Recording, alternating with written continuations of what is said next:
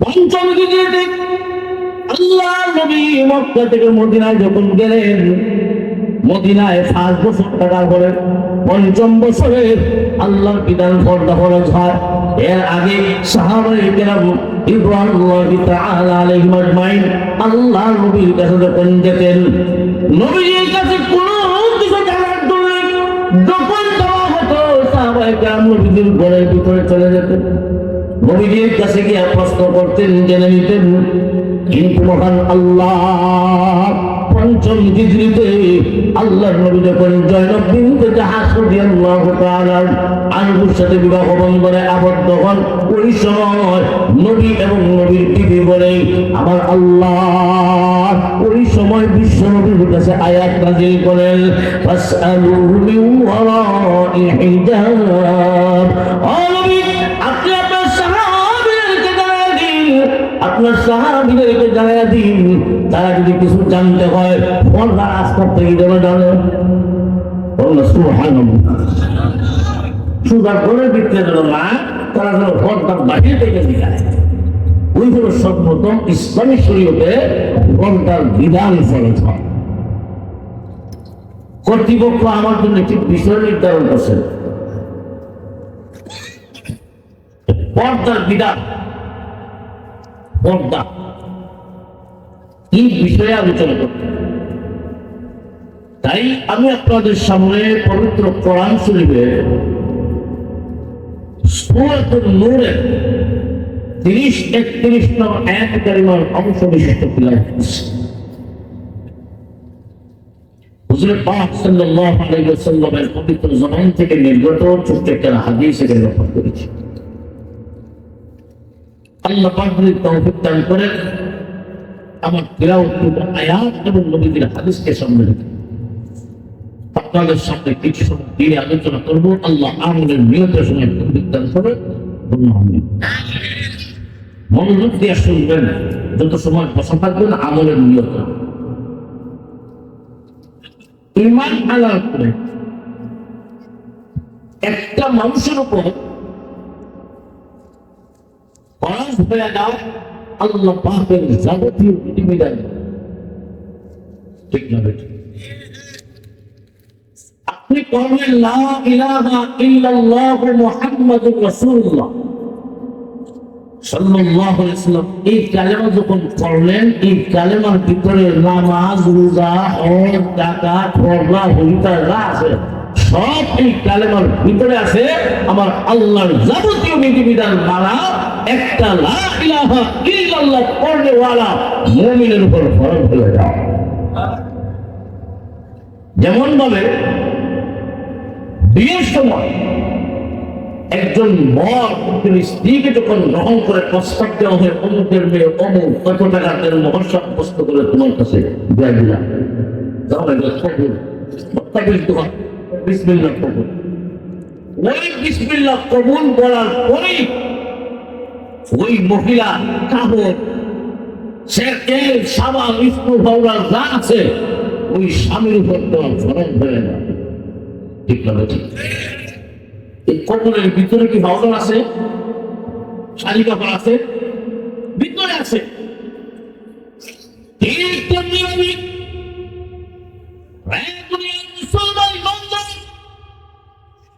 আপনি যখন এই কালেমার উপর বিশ্বাস স্থাপন করলেন, লা ইলাহা ইল্লাল্লাহু মুহাম্মাদুর রাসূলুল্লাহ, এই কালেমা যখন আপনি পড়লেন, আপনি মুমিন ঈমানদার।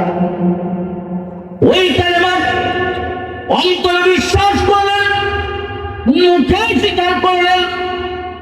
অন্তরে বিশ্বাস আর মুখে স্বীকার করলে পরিপূর্ণ মুমিন হওয়া যায় না। ঠিক না বেঠিক? আপনি লা ইলাহা ইল্লাল্লাহু মুহাম্মাদুর রাসূলুল্লাহ এই কালেমা অন্তরে বিশ্বাস করলেন, কোনো সন্দেহ নাই। মুখে স্বীকার করলেন, দুইটা হয়ে গেল। মুখে স্বীকার আর অন্তরে বিশ্বাস করলেই পরিপূর্ণ মুমিন হওয়া যায় না। আপনি যদি নিজেকে পরিপূর্ণ মুমিন বানাতে চান, 3 নম্বরের আরেকটা বিষয় লাগে। ওই জিনিসটার নাম হলো আমল বিল আরকান। ও তুমি যে এক আল্লাহর উপর বিশ্বাস স্থাপন করেছো, তুমি যে লা ইলাহা ইল্লাল্লাহ মুহাম্মাদুর রাসূলুল্লাহ এই কালেমার উপর বিশ্বাস স্থাপন করেছো আর মুখে স্বীকার করেছো এই কালেমার ভিতরে তোমার মালিকের যাবতীয় হুকুম আহকাম আমার আল্লাহর পক্ষ থেকে যত হুকুম করা হয়েছে, যত নিষেধ করা হয়েছে, সকল আদেশ নিষেধ মানা একটা মুমিনের উপর ফরজ হয়ে যায়। লা ইলাহা ইল্লাল্লাহর ভিতরে নামাজ আছে না নাই? রোজা আছে না নাই?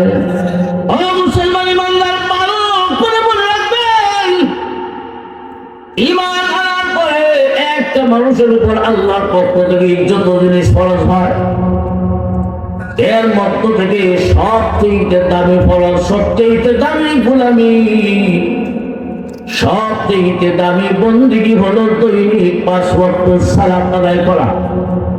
ঠিক না ঠিক? নামাজ হলো গুরুত্বপূর্ণ।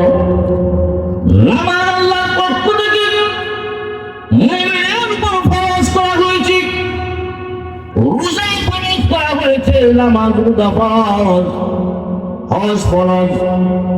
এইগুলা আমি মুসলমান গুরুত্ব দেই, কিন্তু আল্লাহর বিধান ফরজ নামক বিধান, এটাও নামাজ যেমন ভাবে ফরজ, রোজা যেমন ভাবে ফরজ, আল্লাহর পক্ষ থেকে আরেকটা বিধান হলো নারী পুরুষের মাঝে পর্দা, অথচ মুসলমানের কাছে এটাই সবচেয়ে বড় অবহেলিত। নামাজ যেমন ভাবে ফরজ, রোজা যেমন ভাবে ফরজ, ও মুসলমান আল্লাহর বিধান পর্দা ফরজ, আজকে আমাদের কাছে নামাজের দাম আছে, পর্দার দাম নাই। ঠিক না ঠিক? পর্দার ফরজ এটা মনে হয় না, পর্দা লঙ্ঘন হইলে যে কবিরা গুনাহ হয় এটা গুনাই মনে করি না। খুব ভালো করে মনে রাখবেন, কোন গুনাহটা, কোন কবিরা গুনার কাজ আপনি গুনাহ করতেছেন, গুনাহ মনে না করাটা আরেক গুনাহ। এমনি নামাজ পড়েন না, এটা হলো এক প্রকারের গুনাহ। নামাজ যদি না যে পড়লেন না যে নামাজে হয় কবিরা গুনাহ হয়, নামাজ না পড়ার কারণে কবিরা গুনাহ হয়। ও মুসলমান, আজকে আল্লাহর পক্ষ থেকে পর্দা নামক বিধান দিয়ে ফরজ, এই ফরজ বিধানটাই মুসলমানের কাছে সবচেয়ে বড় অবহেলিত। আজকে এখানে আমরা নারী পুরুষ, মুমিন কথা ঠিক, কিন্তু মুমিন নারী পুরুষ, পুরুষরা তো মানে না। অনেক মহিলারাও দেখা যায় এই বিধানটার মাঝে শীতলতা। আজকে বর্তমান যুগে দেখবেন সব পর্দা হুজুরদের কাছে, সব পর্দা হুজুরদের কাছে। কেমনে কেমনে দেখবেন মহিলা মাথা মাঠে, আর হুজুর দেখলেই তাড়াতাড়ি মাথা কপড়ে করতে। আল্লাহ বিধান, ওই পর্দা বিধান ইসলামী ইতিহাসে ৫ম হিজরিতে বনি মুস্তালিক যুদ্ধের সময়, বনি মুস্তালিক যুদ্ধের সময় আল্লাহ নবী যখন জয়নব বিনতে জাহাশ রাদিয়াল্লাহু তাআলা আনহুর সাথে বিবাহ বন্ধনে আবদ্ধ হয়, ওই সময় মুসলমানের উপর ইসলামী শরীয়তে সর্বপ্রথম মহান আল্লাহ পর্দার আয়াত নাযিল করেন। ৫ম হিজরিতে আল্লাহ নবী মক্কা থেকে মদিনায় যখন গেলেন, মদিনায় 5 বছর থাকার পরে ৫ম বছরে আল্লাহর বিধান পর্দা ফরজ হয়। এর আগে সাহাবায়ে কেরাম রিদওয়ানুল্লাহি তাআলা আলাইহিম আজমাইন আল্লাহর নবীর কাছে যখন যেতেন, নবীর কাছে কোনো কিছু জানার জন্য যখন যাওয়া হতো, সাহাবায়ে কেরাম নবীর ঘরের ভিতরে চলে যেতেন, নবীর কাছে গিয়ে প্রশ্ন করতেন, জেনে নিতেন। কিন্তু মহান আল্লাহ ৫ম হিজরিতে আল্লাহর নবী যখন জয়নব বিনতে জাহাশ রাদিয়াল্লাহু তাআলা আনহুর সাথে বিবাহ বন্ধনে আবদ্ধ হন, ওই সময় নবী এবং নবীর বিবি বলে আমার আল্লাহ ওই সময় বিশ্ব নবীর কাছে আয়াত নাযিল করেন, ফাসআলু মিন ওয়ারাই হিজাব। ও নবী, আপনি আপনার সাহাবীদেরকে জানায় দিন, আপনার সাহাবীদেরকে জানায় দিন, তারা যদি কিছু জানতে হয় পর্দার আস্তর থেকে যেন জানে। সুবহানাল্লাহ। সুগার করে বিক্রি করো না, তারা যেন পর্দার বাহির থেকে দিলায়। ওই হলো সর্বপ্রথম ইসলামী শরীয়তে পর্দার বিধান ফরজ হয়। তাহলে নামাজ যেমন ভাবে আপনি আমার কাছে গুরুত্বপূর্ণ, পর্দাও কিভাবে গুরুত্বপূর্ণ অবস্থায় আছে আসলে নাই। নামাজের গুরুত্ব আছে, পর্দার বিধান গুরুত্বপূর্ণ নাই কেন? এটা যে ফরজ এটা আমি নিজেও মানি না, নিজে তো লঙ্ঘন করি। এটা যে ফরজ গুনাহ হয়, লঙ্ঘন করলে এটাকে গুনাহ মনে করতাম। লক্ষ্য করে দেখেন ইসলামী শরীয়তে আল্লাহ পাক রব্বুল আলামিন যে পর্দার বিধান দিলেন, এই পর্দার মাধ্যমে মহান আল্লাহ মানুষের মর্যাদা বাড়ায় দিচ্ছে।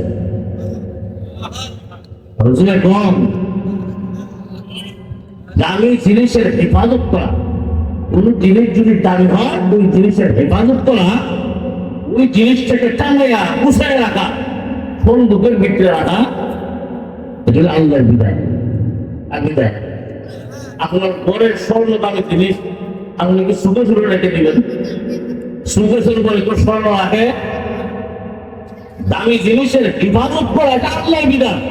আপনি আমিও স্বর্ণ দামি জিনিস এটাকে বাহিরে রাখা হয় না, সুকেশের উপরে রাখা হয় না, সিন্ধুকের ভিতরে খুব যত্ন সহকারে রাখা হয়, যেন চোর টাকা ঠান্ডা করে আমার দামি জিনিস ছিনায় নিতে না পারে।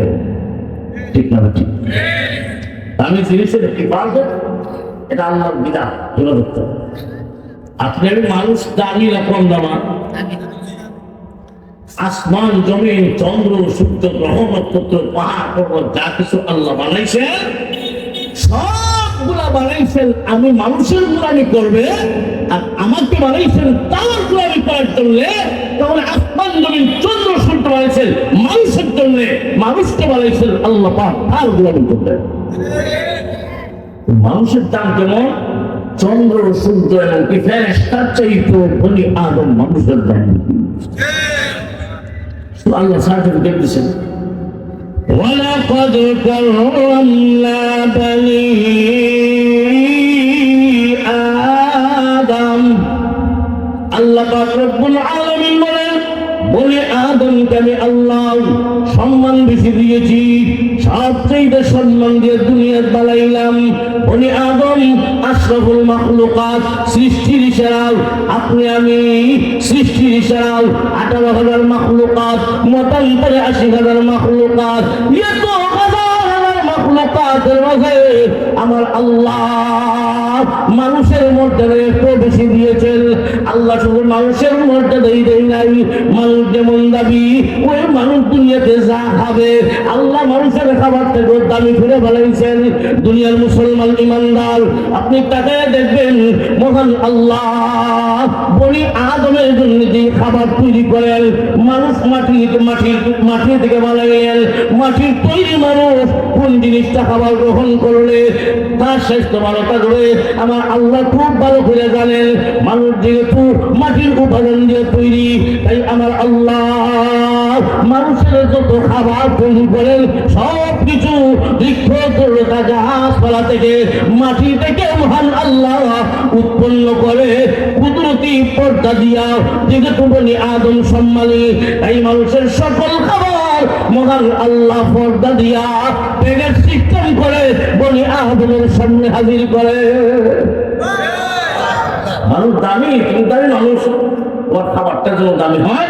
আল্লাহ যা খাবার পাঠায়, যা খাবার তৈরি করেন মাটি থেকে গাছপালা থেকে যত ফল ফলাদি তৈরি হয় আল্লাহ কুদরতি পর্দা লাগাইয়া তুমি মানুষের সামনে হাজির করে।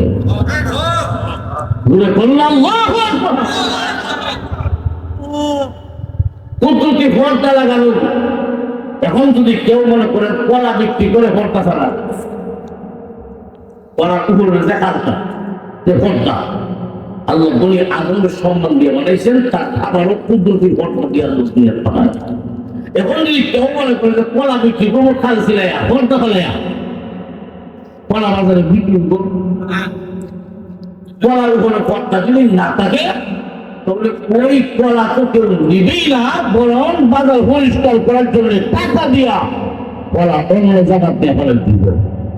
ঠিক না ঠিক? ঠিক তেমনিভাবে দুনিয়ার মুসলমান ইমানদার মহান আল্লাহ নারী জাতির উপর পর্দার বিধান দিয়েছেন নারী জাতির সম্মান ঠিক রাখার জন্য। নারী জাতির সম্মান বাড়বে পর্দার মাধ্যমে। এরা কোনো বলে আগে আসেন নারী জাতির সম্মান দিয়েছেন পর্দার বিধান মানার মাধ্যমে। ওই নারী জাতির সম্মান ঠিক থাকবে পর্দা করলে। যদি কোনো নারী বেপর্দা হয়ে যায় ওই নারীর দাম এত কমে যাবে, ওই নারীর দাম এত কমে যাবে।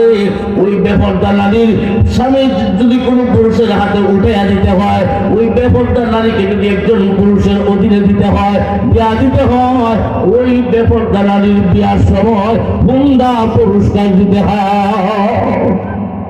ঠিক না বেটি? পর্দাশীল যদি নারী হয়, দামি হয়, হুন্ডা লাগে না, ও শুধু করলে ওই চাই আর কিচ্ছু চাই না। ঠিক না বেটি? আর বেপর্দা নারী বাবা বসাই তো হতো না, তখন কয় আমার মেয়েদের যে বিয়া করবো প্রাইভেট করবো। ঠিক না বেটি? কেন আমি তো ব্যাপার করে ভালো করে মনে রাখবেন নারী জাতির সম্মান বেশি কেন?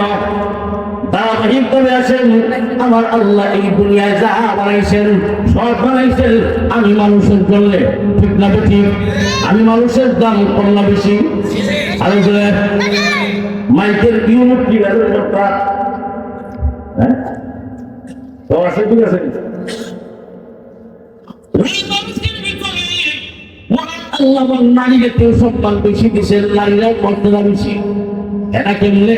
নারীদের মর্যাদা বেশি হওয়ার কারণ হলো দুনিয়ার সৃষ্টির সেরা মানুষ তৈরি হয় যেই কারখানাতে, তৈরি হয় যেই ফ্যাক্টরিতে, ওই ফ্যাক্টরি কোনো পুরুষের পেট নয়, ওই ফ্যাক্টরি হলো নারী জাতিদের পেট। ঠিক না বেটি? সৃষ্টির সেরা মানুষ তৈরি হয় একটা ফ্যাক্টরি আছে, ওই ফ্যাক্টরির মর্যাদা আমার আল্লাহ এত বেশি দিচ্ছেন, নারী জাতির সম্মান এত বেশি যে ওই ফ্যাক্টরি থেকে আব্দুল কাদের জিলানীর মতো পরিবার হয়। নারী জাতির সম্মান তিন জায়গায়, ছয় জায়গায়।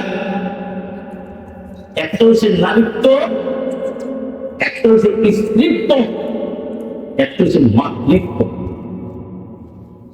নারী জাতির সম্মান বিকাশ ঘটানো অর্থাৎ দুইটা কি? অর্থাৎ দুইটা হতে দেখেন একটা নারী যদি সতী হয়, নারীর মর্যাদা ইসলাম দিতে এমন একজন সতী নারী যদি আল্লাহর কাছে সতী নারীর দাম আল্লাহর কাছে আগে পূরণ করে দেন।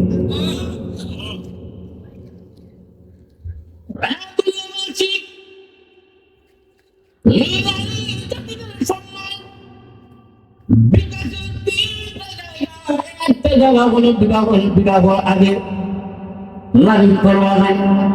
কোন মেয়ে যদি সতী মেয়ে হয়, সতী নারী হয়, ওই মহিলার মর্যাদা ইসলাম দুনিয়াতেও দিয়েছে, পরকালেও দিয়েছে। শুধু দুনিয়ায় দাম বাড়ে না, পরকালেও দাম বাড়ে। ও মুসলমান, একজন মাদ্রাসার ছাত্রী মনে করেন, মাদ্রাসার ছাত্রী রাস্তা দিয়ে যখন যায় দেখলেই বোঝা যায় এটা কোন মাদ্রাসা করে। না ঠিক না ঠিক? মাদ্রাসার বুরকা স্কুল কলেজের বুরকা, দুই বুরকার বাইরে বেশন আছে। মাদ্রাসার ছাত্রীদের চলাফেরাও এই দুই দলের চলাফেরার মধ্যে বেশ কম আছে না নাই? আল্লাহ বান্দারা, এই দুনিয়ার ক্ষণস্থায়ী জগতে একটা নারী যদি পর্দাওয়ালি হয় আর পর্দার বিধান তো শিখবে ওই সমস্ত নারীরা যারা মাদ্রাসায় পড়ে। মাদ্রাসার মেয়েরাই অধিকাংশ পর্দা করে। ঠিক না বেশি? অধিকাংশ নারীরা মাদ্রাসায় পড়ে পর্দা করে। ওই নারীরা বিবাহ যে কোন নারী যদি সতী হয়, দেখবেন এলাকার মানুষের নজর আগে অন্তর তিনটা মেয়ে খুব বাড়া, তখন দেখবেন এলাকার বড় বড় লোক ওই গরিব বাবার কাছে প্রস্তাব দেয়, মানুষের কাছে প্রস্তাব বলা কিচ্ছু রাখবে না, শুধু মেয়েটা ঠিক না বেটি? সম্মান দিয়ে দিব।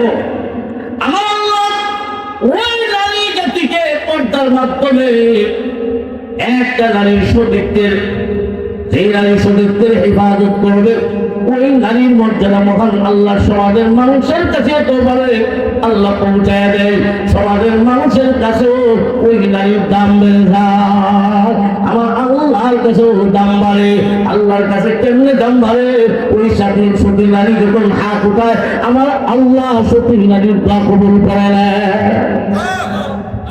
দুই নম্বর, একজন মহিলা, দুই নম্বর তার সম্মান বিকাশের জায়গা হলো স্ত্রীর মাঝে। স্বামীর অধীনে যখন যাবে, যেই মহিলা পর্দাসীন হবে, স্বামী যদি পর্দাওয়ালি বউ হয়, একজন পুরুষ মনে করেন একজন পর্দাওয়ালি বউ হয়েছে, আল্লাহ রাসূল বলেন ওই পুরুষটা দুনিয়ার মধ্যে সবচেয়ে বড় সম্পদ পাইল, সবচেয়ে বড় সম্পদ অর্জন করলো। আল্লাহ নবী হাদিস শরীফের মাঝে বলেন, আল্লাহ নবী সাল্লাল্লাহু আলাইহি ওয়াসাল্লাম, আল্লাহ নবী বলেন এই দুনিয়াটা হলো বুকের সামগ্রী, সারা দুনিয়াটাই হলো বুকের সামগ্রী। সবচেয়ে দামি বুকের সামগ্রী হলো আল মারআতুস সালিহা, নেককার বিবি। সুবহানাল্লাহ, নেককার বিবি যদি হয় তাহলে সে মানুষের রাখতে হয় বলে করে তার জীবন। আমার কথা না, আল্লাহ রাসূল বলেন, আল্লাহ রাসূল দিয়েছেন যে সব দুনিয়াটা হচ্ছে বুকের সামগ্রী। সারা দুনিয়ার কৃষির সামগ্রী বুক করবা, বুকের সামগ্রী। আর সবচেয়ে দামি বুকের সামগ্রী হইল আল মারআতুস সালিহা, নেককার বিবি। আপনি দেখেন, আপনি টাকা পয়সা লোক লাগে, আর বউ যদি একলা ব্যবহার করবেন, ইচ্ছে মানুষের কোনো দাম তার নাই। এই বউ ব্যবহারটা হওয়ার কারণে পুরা ফ্যামিলির সম্মান কিন্তু স্পষ্ট হয়ে যায়। ঠিক তবে ঠিক একজন যখন তো বউ যদি কারো ঘরে থাকে, ওই ঘরে আল্লাহ বরকত থাকে না। জামাই যদি করে একটা বউ তো দুইটা, মাসালা নয়।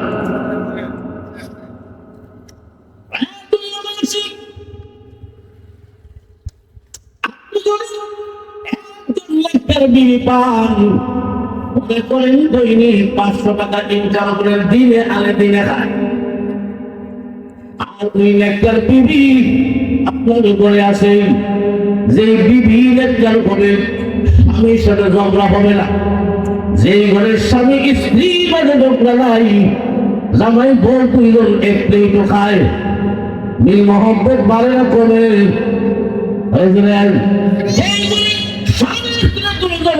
মহব্বত থাকলে আল্লাহর বিধান ফলটা যদি মারা হয়, যেই মহিলা পর্দাশীল হবে ওই মহিলার স্বামী সবচেয়ে বড় সুখী হবে।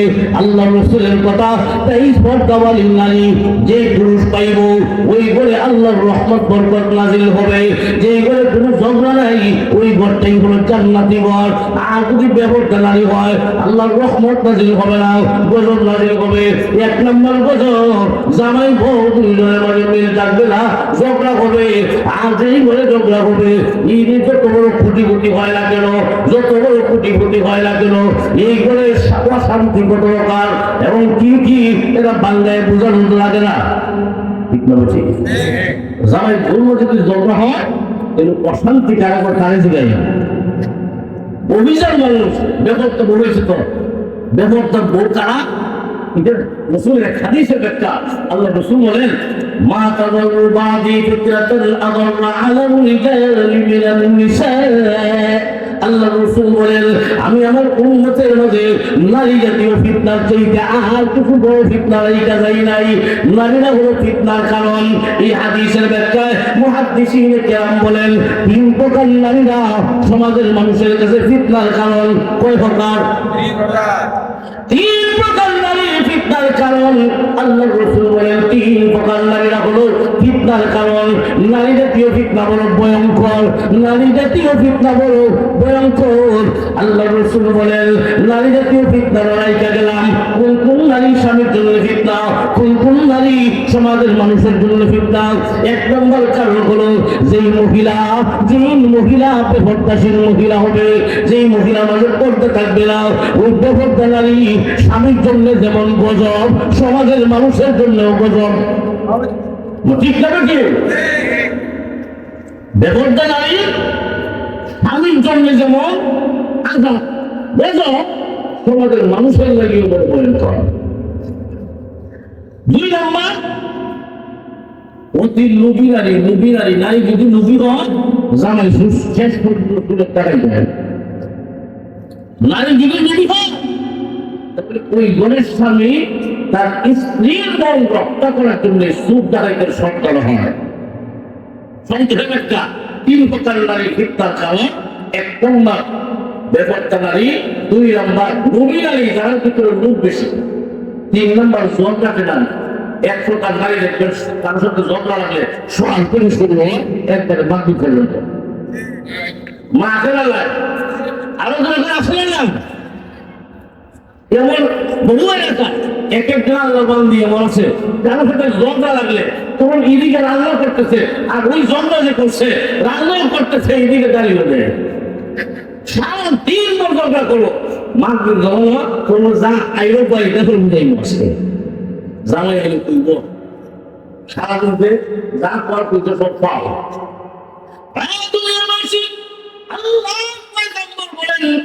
আমার উম্মতের মধ্যে নারী জাতীয় ফিতনার চাইতে বড় ফিতনা আর নাই। নারী জাতীয় ফিতনাটাই হলো সব থেকে বড়।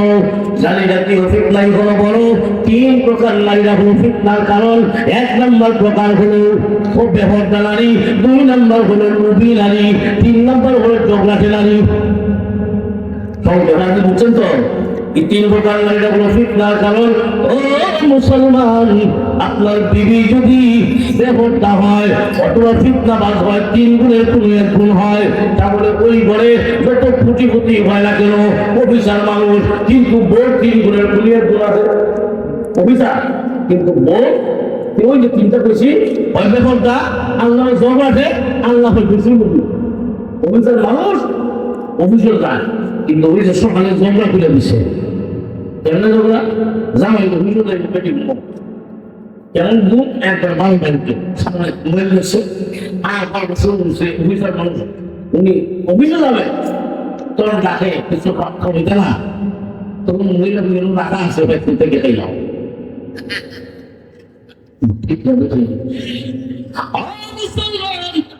যদি পর্দাশীল নারী আপনার বিবি হয়, আল্লাহ পয়গম্বর বলেন পর্দাশীল নারী একজন স্বামীকে তো সুযোগ দিতে পারে।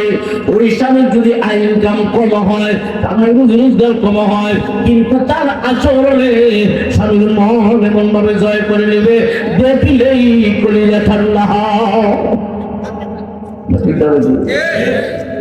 এরলে কবি বলেন उसने सूरत चंद्र रूजस उसने सीरत मुस्तकीम, उसने सूरत चंद्र रूजस उसने सीरत मुस्तकीम, उससे खुश होता है अखी उससे खुश होता है दिल। চেহারা সুন্দরের নারী যদি আনে সৌটান দিলটা মিলতে খুব সুন্দর ঠিক শুনতে আনছেন ইংরেজির ভাব। এই বয়সে আমার নিতে অস্ত রাখতে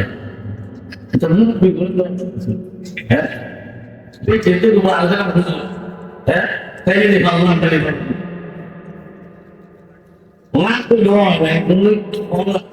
প্রশ্ন নিয়ে যদি কারণ তুই পুষ তাকে পরিবর্তন করি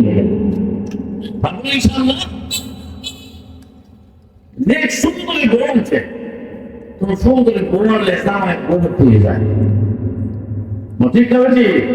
তখন এই বোন সচরাচর নিজে কাজ করবে দূরের কথা যাবে কাজ করে পাওয়া লাগে ফোন যা বুঝতে পারছো হ্যাঁ।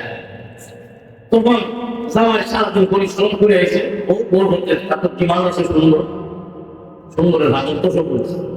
তখন জামাই বাইক থেকে এসে সারাদিন পরিশ্রম করিয়া বাঘ নিয়ে লইয়া খায়, তখন মনে মনে হুজুরের বউ মাঝখানে কি শাস্তি আনছে হুজুরের বউ জামাই বলা আমার আগে বউ দরজা খাবি তাকে যখন হাত পো দিয়ে একদম সরল হয়ে গেল তখন জামাই কি আচরণ দেখা আল্লাহ বলে যেন সামনে ওই কবি কতই দিচ্ছেন সুন্দরী বউ থেকে সুলতান ধরবো আর ভয়টা চিন্তাই হইল দিল টাকা ঠিক ভাবে ঠিক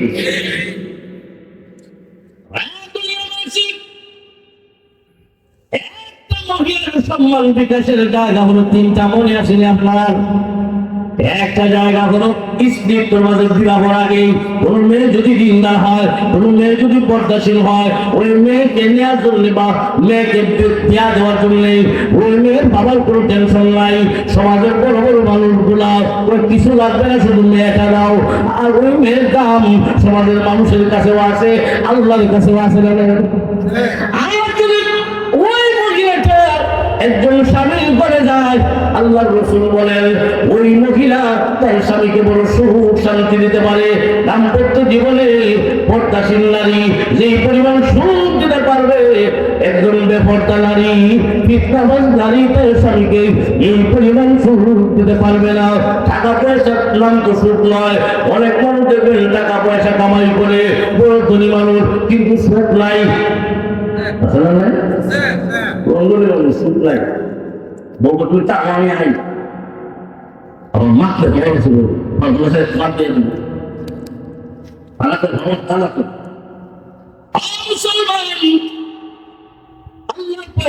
বলেন তুমি যদি পর্দাশীল নারী হয়ে যাও, দুনিয়া জান্নাত কামাইলাম। আর যদি বেপরদা নারী পাও, ফিতনাবাজ নারী পাও, আপনি মনে নেই তো তুমি যত বড় ধনী হও না কেন, যত সম্পদশালী হও না কেন, জামাই বল দুইজন, একজন আওয়ামী লীগ আর বিএনপির মতো। আওয়ামী লীগের বিএনপি আপনারা জবাব দেন, যে বড় জামাই বল জব রইল শুরু করব।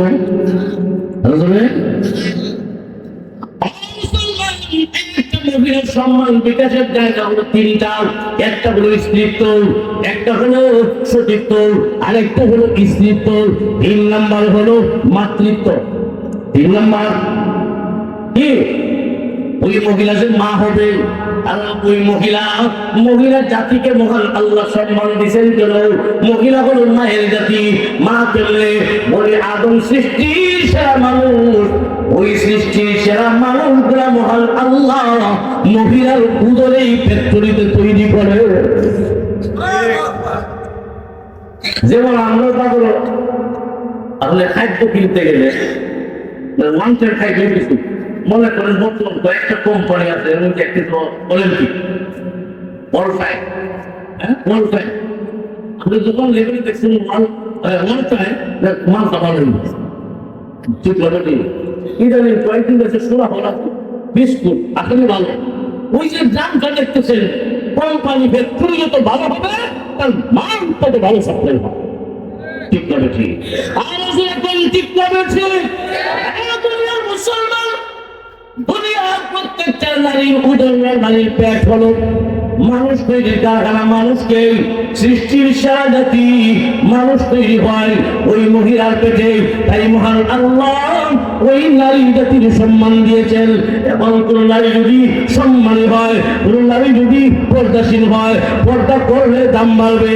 কোন মহিলা যদি দামি হয়, পর্দা করে, ওই মহিলার গর্ব থেকেই মহান আল্লাহ খাজা মঈনুদ্দিন চিশতির মতো আল্লাহ ওয়ালা বের করে দেব।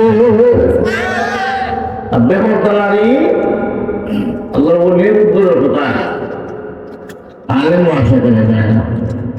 ঠিক না ঠিক? বেপরদা নারীর গর্ব থেকে আল্লাহ পূর্ণ বিধান নাই। পর্দাশীল নারীর গর্ব থেকে যে মহিলা যত পর্দাশীল হবে, ওই মহিলার গর্ব থেকে আল্লাহ ওয়ালা বের বুঝলেন? তিনি একটা নারীর সম্মান বিকাশের জায়গা কয়টা? একটা হয়েছে বিয়ার আগে সতীত্বের মাঝে, 2 নম্বরে সে বিয়ার পরে জামাই গেল স্ত্রী যখন তাকে, 3 নম্বর যখন মা হবে পর্দাশীল মহিলা। যেমন রাসূলের বিবি আম্মা জান খাদিজাতুল কুবরা রাদিয়াল্লাহু তাআলা আনহা, নবীজির 9 জন 11 জন বিবি ছিলেন, মাতৃত্বের মর্যাদা হয়েছেন আম্মা জান খাদিজাতুল কুবরা। খাদিজাতুল কুবরা মাতৃত্বের সম্মান কেমন? মাতৃত্বের সম্মান আল্লাহু আকবার। রাসূলের উপাধি ছিল আরবে আল আমিন। ঠিক না বেটি? 40 বছর হওয়ার আগে মক্কার মুশরিকরা আবু জাহেল দিছিল যে আল্লাহ একমাত্র বিশ্বস্ত। আম্মা জান খাদিজা যিনাকে নবীজি বিয়া করেছেন, এই উম্মতের মা খাদিজা আমাদের হাদিয়াতুল কুবরার উপাধি ছিল তাহিরাতুন নিসা, আরবের মহিলাদের মধ্যে পবিত্র মহিলা।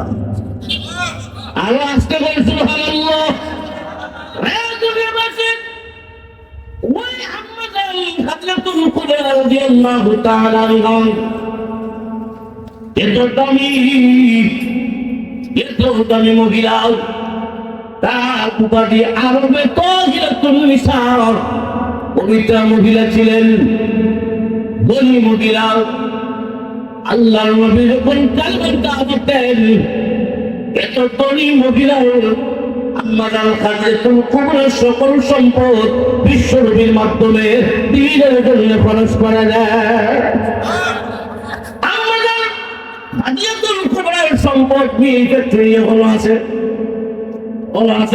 আলায় কাবা পূর্ব দিকে, রাসূলের বাড়ি থেকে এইদিকে উত্তর দিকে আম্মাজান খাদিজাতুল কুবরার মিল ফ্যাক্টরি গেছেন, দেখে আসছেন।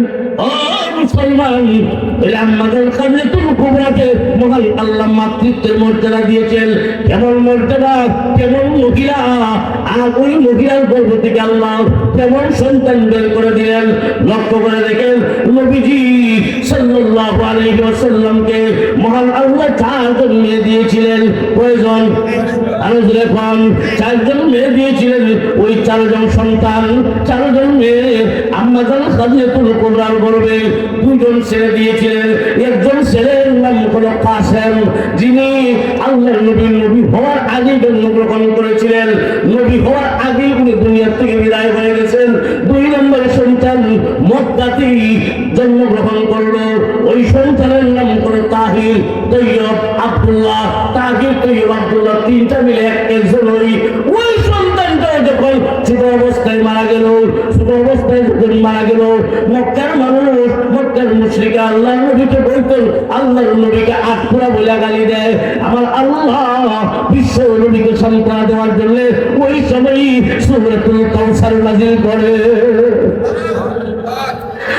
মুসলমান, দুইজন ছেলে দিয়েছিলেন, একজন হলেন কাসিম, আরেকজন হলেন তাহির। এই দুইটা ছেলে আম্মাজান খাদিজাতুল কুবরার গর্ভে। আরেকটা ছেলে ছিল মদিনাতুল মুনাওয়ারায় জন্মগ্রহণ করলো। ওই ছেলের নাম হলো ইব্রাহিম। মারিয়া আল-কিবতিয়ার গর্ভে উনিও দুনিয়া থেকে বিদায় হয়ে গেছেন। আমার আল্লাহ বিশ্ব নবীর মর্তবা বাড়ানোর জন্য নবীর সন্তানদেরকে দুনিয়া থেকে উঠায় দিয়েছেন। কেমন সম্ভব হয়? এটাই বিষয় না, এটা অন্য বিষয়। নবীর সম্মান বাড়ানোর জন্য নবীর ছেলেদের কাজ উঠায় এসে কতটুকু মনে রাখল। রইল কেটা? মেয়েরা। রইল কেটা? আল্লাহু আকবার, আল্লাহু আকবার। নবীজির এই চারজন মেয়ে, এই চারজন মেয়ে হলেন আম্মাজান খাদিজাতুল কুবরার গর্ভে যেই মহিলার উপাধি আরবে ছিল তাহিরাতুন নিসা, পবিত্র মহিলা, পর্দাশীল মহিলা। মহিলার যেমন দাবি, মহান আল্লাহ তার গর্ভ থেকে এমন মেয়ে বের করে দিয়েছেন, এমন সন্তান বের করে দিয়েছেন। চারজন মেয়ে দিয়েছেন। জয়নব, উম্মে কুলসুম, রুকাইয়া। ছোট মেয়ে ফাতিমা যুহরা রাদিয়াল্লাহু তাআলা আনহা, যার উপাধি খাতুনে জান্নাত। জান্নাতে মহিলাদের সন্তানই হবে। মা কেমন আর মেয়ে কেমন? আল্লাহু আকবার। আম্মাজান খাদিজাতুল কুবরা কেমন মহিলা, সন্তান কেমন, মা যেমন দামি। ওই মা গর্ভ থেকে যেই সন্তান দিয়েছেন, যেই মেয়ে দিয়েছেন, ওই মেয়ে ফাতিমা রাদিয়াল্লাহু তাআলা আনহা জান্নাতে মহিলাদের সন্তানই। জোরে বলুন আল্লাহু আকবার। ও মুসলমান, এটা মনে করেন না ফাতিমা বিশ্বনবীর মেয়ে, এই জন্য সম্মান দিয়েছেন, এই জন্য জান্নাতের সন্তান নেই। না না, এমন না। বিশ্ব নবীর মেয়ে হওয়ার কারণে নয়, মহান আল্লাহ ফাতিমার আমলের কারণে ফাতিমাকে খাতুনে জান্নাত বানায়া দিয়েছে। ফাতিমার আমল কেমন? আল্লাহু আকবার। ফাতিমা যখন উপযুক্ত 11 বছর, বড় বড় ধনী সাহাবীরা প্রস্তাব দিয়েছেন, ধনী সাহাবীরা প্রস্তাব দিয়েছেন ফাতিমার বিয়ের জন্য। সুবহানাল্লাহ। এদিকে আলী রসুলের বাড়িতে লজিং মদিনা বড় নাই বাড়ি হলে রসুলের গড়ি তাকে রসুলের গড়ি থাকে সব আগের প্রস্তাব বুঝের নদী দাঁড়ি হয় না কত উসমান গড়ি আলী তুই যা তুমি দেখো আমার বলে হয় রসুল তোর হয়ে থাকতেছেন তুমি প্রস্তাব দিবে আর আসতে বড় বড় ধনী সাহেবের প্রস্তাব নেয় বর্তমান বাংলাদেশের প্রধানমন্ত্রীর মতো ধনী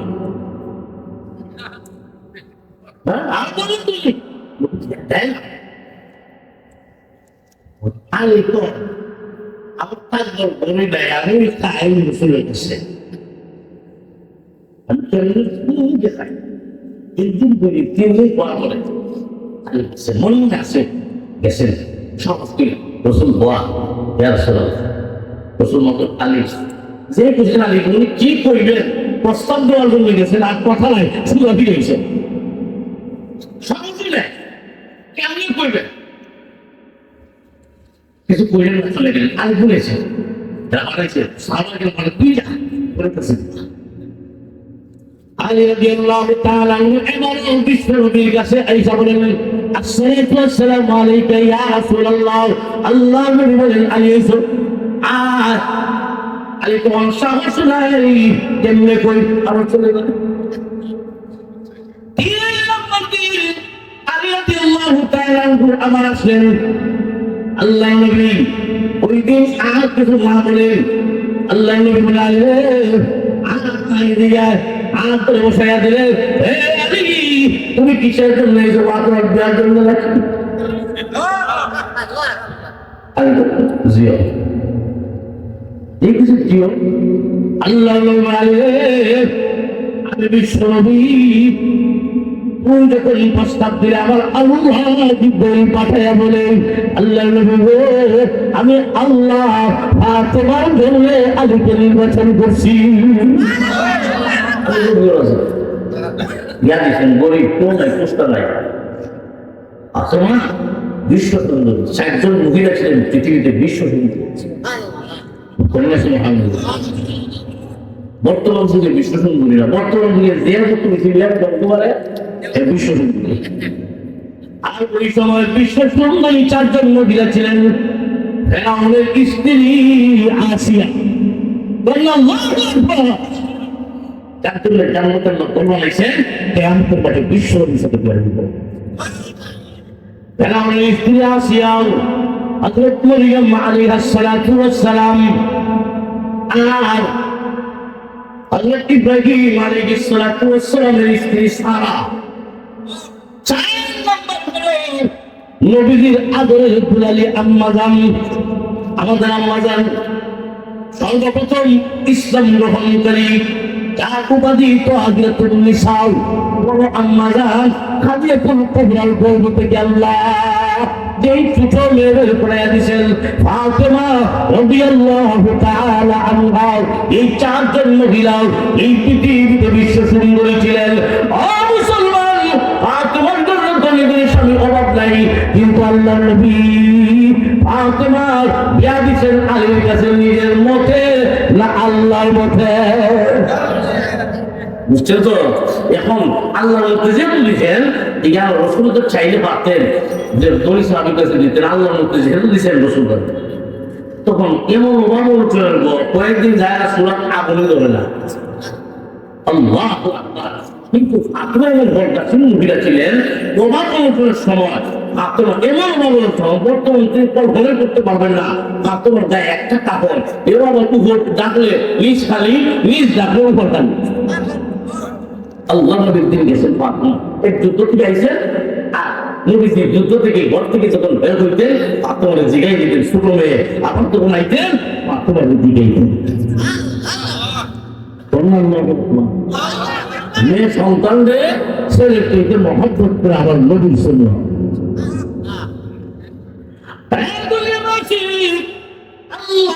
যখন যুদ্ধের ময়দান থেকে বাড়িতে আসলেন শুনতে পেলেন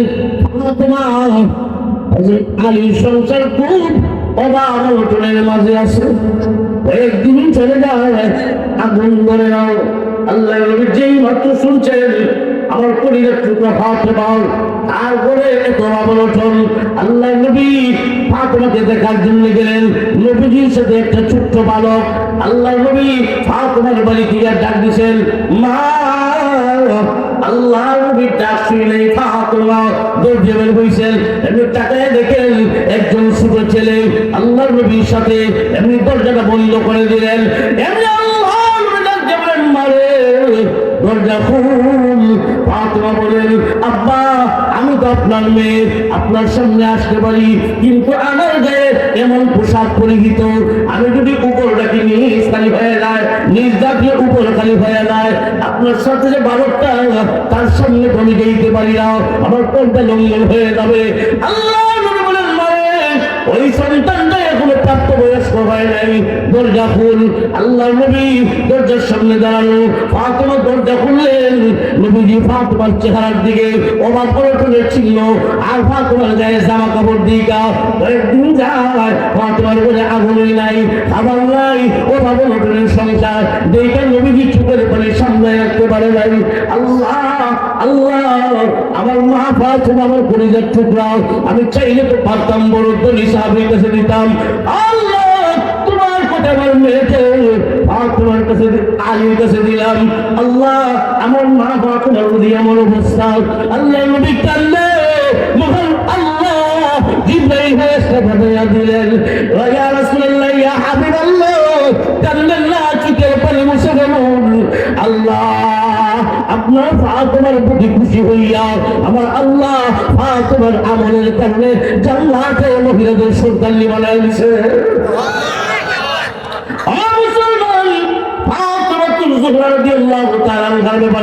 আল্লাহ নবী বলেন, ফাতেমা তুমি জাতুন মিন্নি, আমার মা ফাতেমা আমার কলিজার টুকরা, আমার কলিজার টুকরা, শরীরের একটা অংশ। আল্লাহ নবী যখন দ্বীনের দাওয়াত দিতেন, ফাতেমা ফাতেমা ধরে রাখতেন। সুবহানাল্লাহ। আমাদের খাদিজাতুল কুবরা যেদিন পৃথিবী থেকে বিদায় হয়ে যাবেন, ফাতেমা 6 বছরের ওই সময় আল্লাহ নবী কান্দেন, আল্লাহ নবী কান্দেন। আমাদের খাদিজাতুল কুবরা পৃথিবী থেকে বিদায় হয়ে যাবে, রাসূল সান্ত্বনা দিতেন না। আমাদের বলে, ইয়া রাসূলুল্লাহ, আমি কান্দি, এই জন্য কান্দি আমি দুনিয়া থেকে বিদায় হয়ে, হে আপনার পাশে থাকবে। আমি খাদিজা দুনিয়া থেকে বিদায় হয়ে গেলে কে থাকবে আপনার পাশে? আল্লাহ নবী দ্বীনের দাওয়াত দিয়ে আসতেন মক্কার মুশরিকরা নির্যাতন করত। আমাদের খাদিজাতুল কুবরা আল্লাহ নবীর পাশে দাঁড়িয়ে থাকতেন, জামা কাপড় পরিষ্কার করে দিতেন। আল্লাহ নবী গো, আমি দুনিয়া থেকে বিদায় হয়ে গেলে কে থাকবে আপনার পাশে? ওই সময় ছোট বালিকা ফাতিমা জোহরা রাদিয়াল্লাহু আনহা বলেন, মা কান্দেন না, কথা দিলাম গো, আমি যতদিন থাকবো আমি আমার আব্বার কাছে থাকবো, আমি আমার বাবাকে ছেড়ে দূরে কোথাও যাবো না। ওই ফাতিমা জোহরা রাদিয়াল্লাহু আনহার উপরে নবীর এত মায়া মহব্বত। আল্লাহ নবী তায়েফের ময়দান থেকে রক্ত মাখা অবস্থায় যখন বাড়িতে আসলেন, তায়েফের ময়দান থেকে বিশ্ব নবী রক্ত মাখা অবস্থায় বাড়িতে যখন আসলেন, নবীজির মেয়েরা নবীকে দেখার জন্য ঘরে ঢুকলো। ফাতিমা এমন মহিলা অন্যান্য বোনদেরকে বের করে দিচ্ছেন, যাও ঘরের দরজাটা বন্ধ করে দিছে। আল্লাহকে ডাক দিয়ে, আল্লাহ তুমি তো পয়গম্বর মুসার জন্য নীল নদীর রাস্তা বানিয়ে দিছো, আরে আল্লাহ তুমি কি আমার আত্মার উপরে যে পাথর মেরেছে ওই পাথর গুলা কি সব পুরা বানিয়ে দিতে পারলে না? অভিযোগ করতে রাখছেন ফাতিমা আল্লাহকে। আল্লাহ নবী বলে, মা এইভাবে প্রশ্ন বলতে পারে না। ফাতিমা বলে, আব্বা আপনি কেমনে বুঝবেন বাবার দরদ? আপনার তো জন্মের আগেই বাবা দুনিয়াতে নাই। আমি ফাতিমা বুঝি বাবার দরদ কেমন, আপনি তো বুঝবেন। আল্লাহ নবী ফাতিমার উরুতে মাথা রেখে ঘুমায় গেছে। ফাতিমা একটা কাপড়ের টুকরা নিয়ে নবীজির রক্ত মাখা স্থানগুলো মুছে দেয়। এত আরাম লাগলো, নবীজি ঘুমায়া পড়ছে। আর তোমার পুরুতে নবীজি ঘুমন্ত অবস্থায় স্বপ্নে দেখেন আল্লাহ নবীর জন্মদাত্রী মা আমিনা হাজির হয়েছেন। স্বপ্নে দেখতেছেন নবীজি আমিনা আইছেন।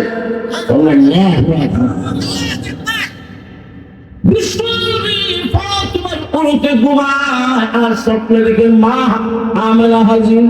আল্লাহ নবী বলেন, মা আজকে এতদিন পরে তোমার সন্তান মুহাম্মদের কথা, এতদিন পরে তোমার সন্তানের কথা বুঝি স্মরণ হইল।